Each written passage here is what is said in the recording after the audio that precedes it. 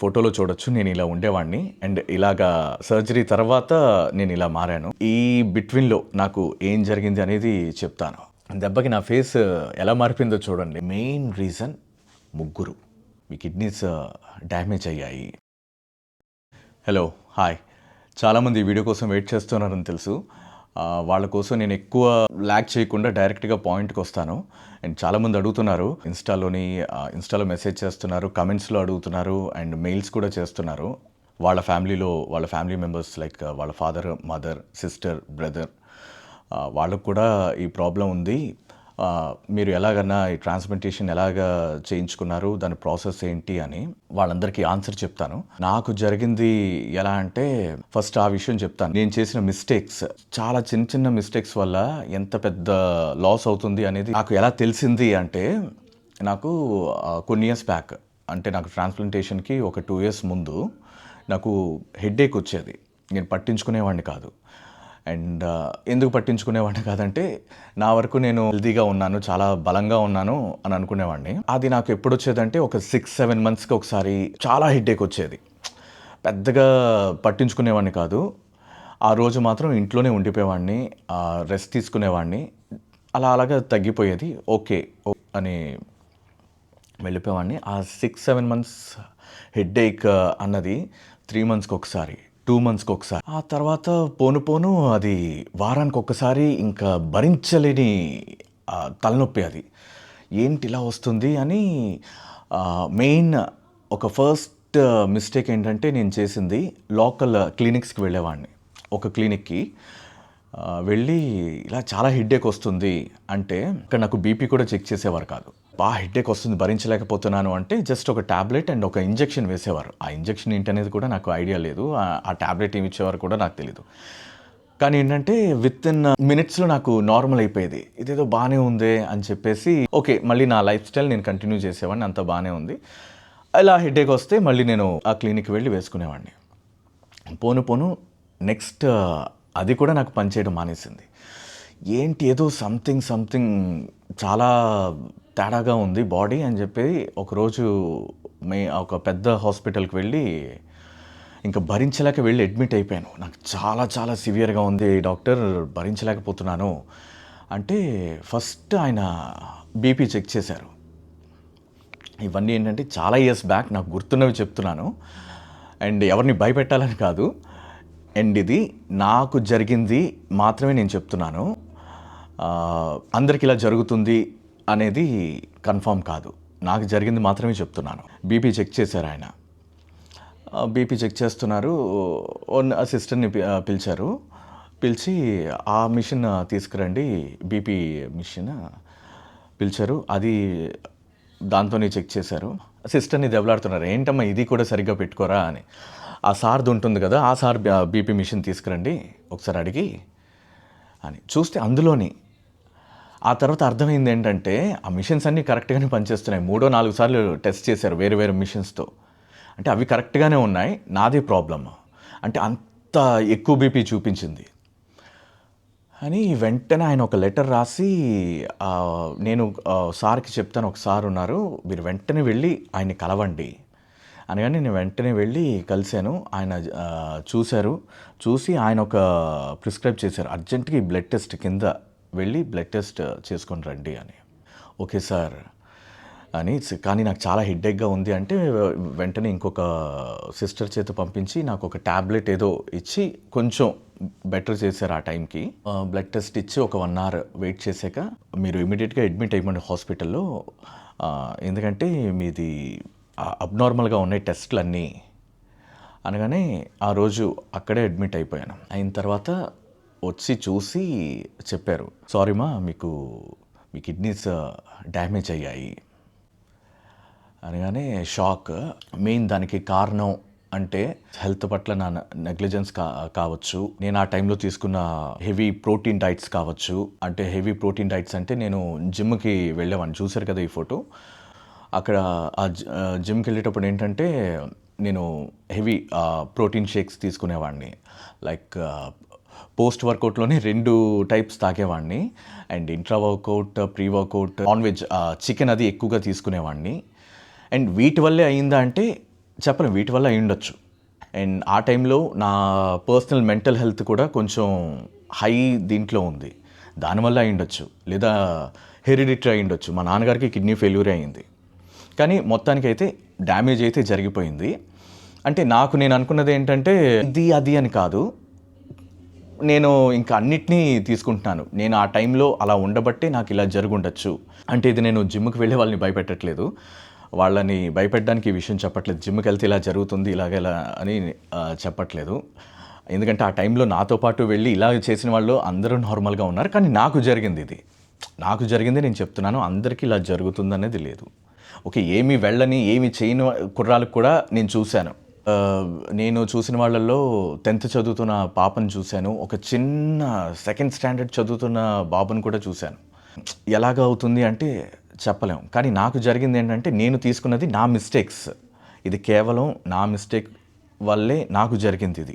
And అలా అని నేను ఆ జిమ్‌ని వదిలేయలేదు. నేను మళ్ళీ ఇప్పుడు మళ్ళీ ఆ తర్వాత నేను వచ్చి స్టార్ట్ చేసుకున్నాను. కానీ నేను ఎటువంటి ప్రోటీన్ షేక్స్ గానీ ఏవి ఇది చేయలేదు. అంతా నేను న్యాచురల్‌గా ఉండి నేను చేశాను ఆ తర్వాత. ఇది నాకు జరిగింది. ఓకే. ఆ టైంలో నాకు ఎక్కువ భయపెట్టిందేంటంటే, ఆ టైంలో నేను బాగా భయపడింది దేనికంటే, ఫస్ట్ నేను డల్ అయిపోయింది. దేనికంటే, డాక్టర్ చెప్పిందేంటంటే, ఇక నుంచి మీరు రోజుకి 1 లీటర్ నీళ్లు తాగాలి. మామూలుగా చూస్తే దానికి ముందంతా నేను 1 లీటర్ కూడా తాగం రోజుకి. కానీ ఎప్పుడైతే డాక్టర్ అలా చెప్పారో చాలా భయమేసింది. ఏంటి రోజుకి ఇంతే తాగాలా? 1 లీటర్ తాగాలా? తర్వాత మీరు ఇవి తినకూడదు, ఇది తినకూడదు అంటే అసలు నార్మల్‌గా అయితే అవి తినం. కానీ ఆయన అలా చెప్పేసరికి చాలా భయమేసింది. ఏంట్రా ఇంకా మన లైఫ్ ఏంటి ఇలాగా ఇంతేనా ఇంకా అని. ఎందుకంటే ఎలా ఉండేవాడిని ఇప్పుడేంటి నా పరిస్థితి అన్న ఆలోచనకైతే వచ్చాను. కానీ ఏ రోజు కూడా నేను నా నమ్మకాన్ని అయితే కోల్పోలేదు.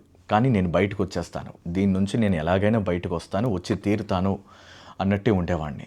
ఆ తర్వాత ఇన్ని టాబ్లెట్స్ ఉంటాయి.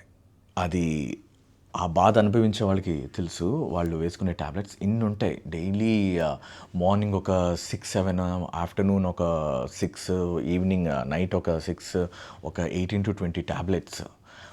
అవి వేసుకోవడానికే వాటర్ సరిపోదు. ఆ టైంలో నేను చాలా మెంటల్‌గా చాలా లో అయ్యాను. ఏంట్రా ఇది అని చాలా ఇదయ్యాను. కట్ చేస్తే ఇక్కడి నుంచి చెన్నై నుంచి వైజాగ్ వెళ్ళా. వైజాగ్‌లో ఏంటంటే అక్కడ చాలామంది డాక్టర్స్‌ని కలిశాను. చాలామంది డాక్టర్స్‌ని చూసి ఫైనల్‌గా మణిపాల్ అనే ఒక హాస్పిటల్ ఉండేది. ఇప్పుడు అది మణిపాల్‌గా లేదు. నాకు తెలిసి నాదే లాస్ట్ సర్జరీ మణిపాల్‌లో 2017 జాన్ 31 నా సర్జరీ జరిగింది. అదే లాస్ట్ అనుకుంటున్నా. ఆ తర్వాత అది మార్చేశారు హాస్పిటల్. నా nephrologist doctor P. Sriram Naveen గారు. ఆయన నన్ను చాలా బాగా గైడ్ చేసేవారు. అండ్ ఎలా డైట్ ఫాలో అవ్వాలి, ఏమేం చేయాలి, చాలా ధైర్యం చెప్పేవాళ్ళు. ఏం అవ్వదు భానుచందర్, ఏం అవ్వదు. ఇంక అక్కడితో నాకు కొంచెం ధైర్యం వచ్చింది. ఆ తర్వాత ఆయన మెడిసిన్స్‌తో తగ్గించడానికి ట్రై చేద్దాం అన్నారు. చూస్తున్నాం. కానీ ఎటువంటి రిజల్ట్ లేదు. నేను చూస్తే వీక్ అయిపోతున్నా. ఈలోగా ఆయన ఏమన్నారంటే, ఫస్ట్ డయాలిసిస్‌కి రెడీ అయిపోదాం. లేట్ అయిపోతుంది. ఇంతకు మించి ఇంకా లేట్ చేయొద్దు. అబ్బాయి వీక్ అయిపోతారు అని ఫస్ట్ మీరు డయాలిసిస్‌కి రెడీ అయిపోండి. ఈలోగా మీరేంటంటే డోనర్‌ని రెడీ చేసుకోండి. డోనర్ మీ ఫ్యామిలీ మెంబర్స్ ఎవరైనా కానీ ఓకే అన్నారు. అంటే ఫస్ట్ అమ్మ రెడీ అయిపోయింది. నేనే ఇస్తాను అని. అండ్ డయాలిసిస్ ప్రాసెస్ చెప్తాను. అది చాలా అంటే అంతవరకు నాకేం తెలీదు. డయాలిసిస్ అనేది ఏంటి, ఎలా ఉంటుంది అని. ఫస్ట్ ఇక్కడ నాకు ఇది చేశారు. 2 హోల్స్‌లో పెట్టి ఒక పైప్, అది డయాలిసిస్ వాళ్ళకి తెలుస్తది. అండ్ అదే రోజు ఇదొక సర్జరీ. అండ్ ఇదిగోండి ఇక్కడ ఒక సర్జరీ చేశారు నాకు. ఫిస్టులా అని. ఇది 45 డేస్ టు 45, 50 డేస్ అనుకుంటా. అంటే ఒక వీక్లీ ట్వైస్ చేసేవారు అప్పుడు. ఇది ఆ 45, 50 డేస్ వరకే పనిచేస్తుంది. ఆ తర్వాత తీసి మళ్ళీ ఇక్కడో లేక థై దగ్గరో ఎక్కడో వేస్తారంట. కానీ ఇక్కడ సర్జరీ చేసాక ఏంటంటే ఇంకా మనం డయాలసిస్ చేసినంత వరకు ఈ ఈ ఈ చేతికి అలాగా చేసుకోవచ్చు అన్నారు. ఓకే అని ఇక్కడ ఒక సర్జరీ చేశారు. అదే రోజు ఈ పెయిన్‌తోనే అదే రోజు ఈవినింగ్ మళ్ళీ ఇక్కడ ఒక సర్జరీ. ఆహ్! చాలా చాలా పెయిన్‌ఫుల్ అది. అయిపోయింది మొత్తానికి ఇది చేసేసా ఇక్కడ అయిపోయింది, ఇక్కడ అయిపోయింది. ఓకే. కట్ చేస్తే ఈ దీంతోనే ఉన్నాను. అండ్ ఇక్కడ నుంచి డయాలసిస్ జరుగుతూ ఉంది. అదంతా నాకు తెలీదు.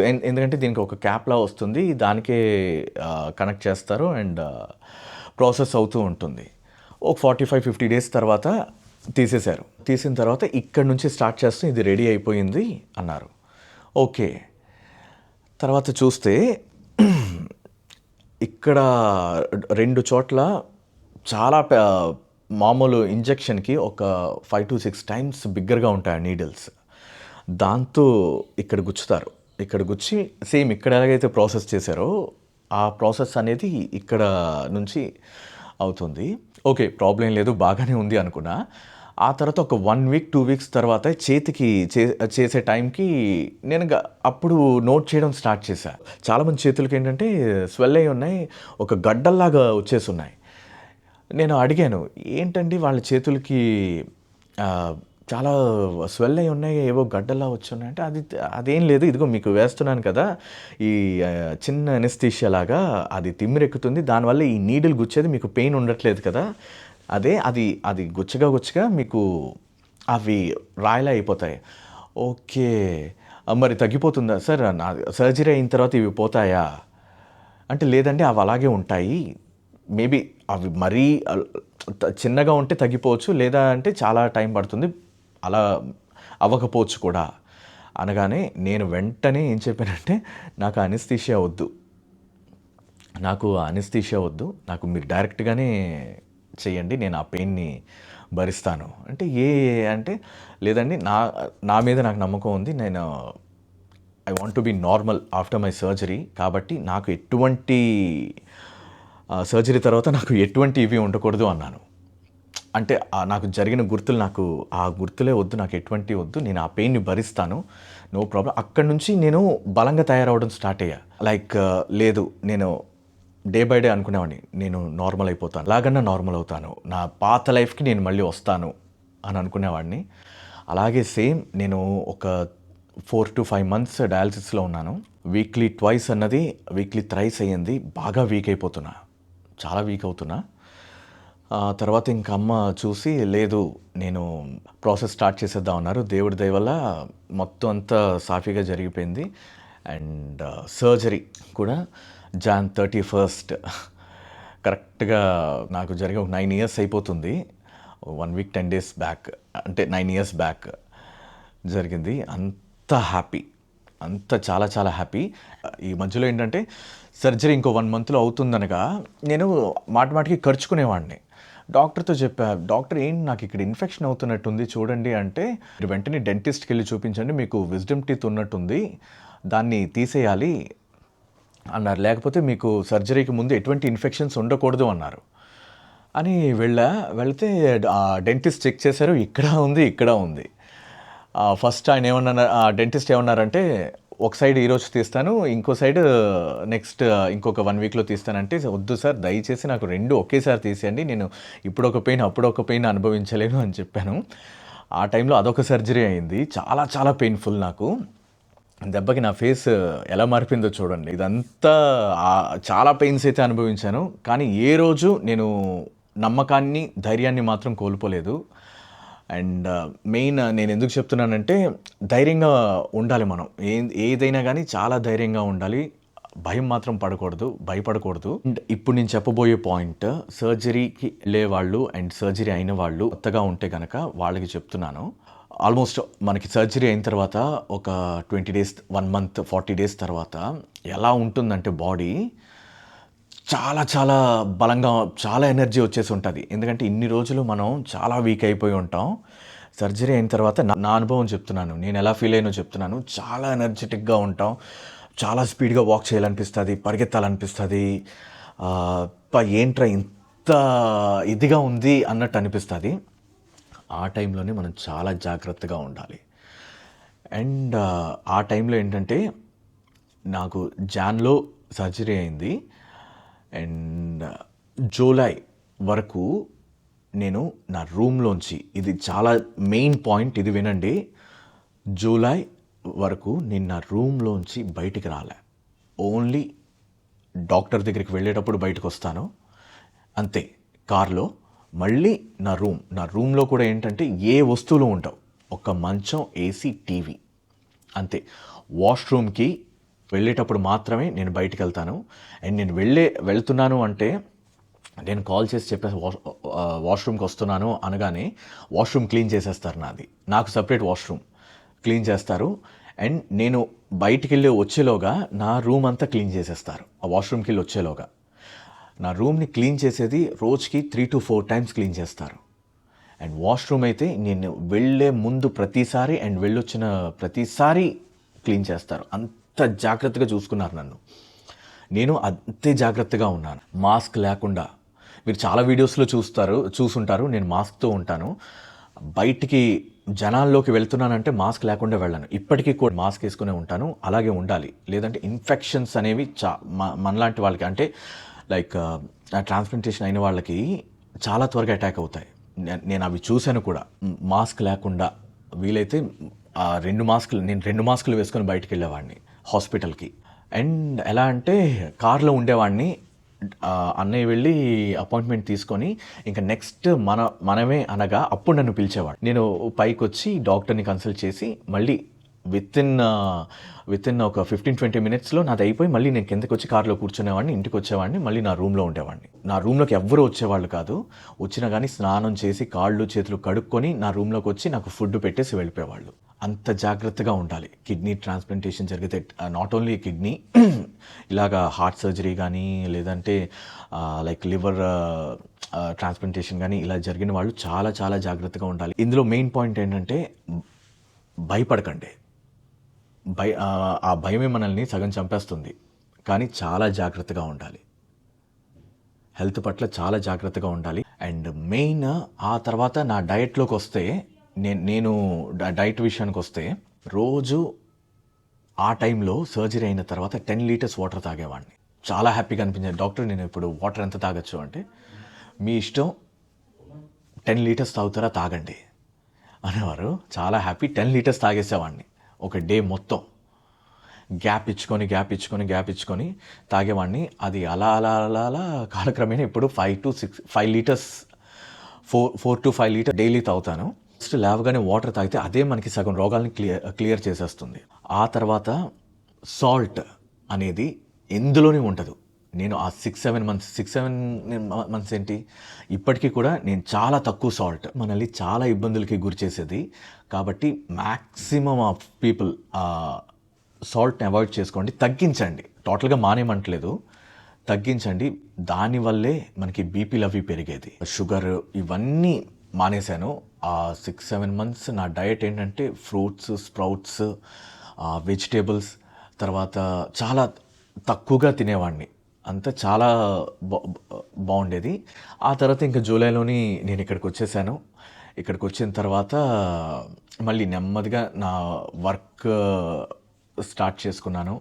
అండ్ డాక్టర్ని అడిగాను, డాక్టర్ నేను మళ్ళీ జిమ్‌కి వెళ్ళొచ్చా అని. షూర్ భాను మీరు వెళ్ళండి. జాగ్రత్తగా ఉండండి.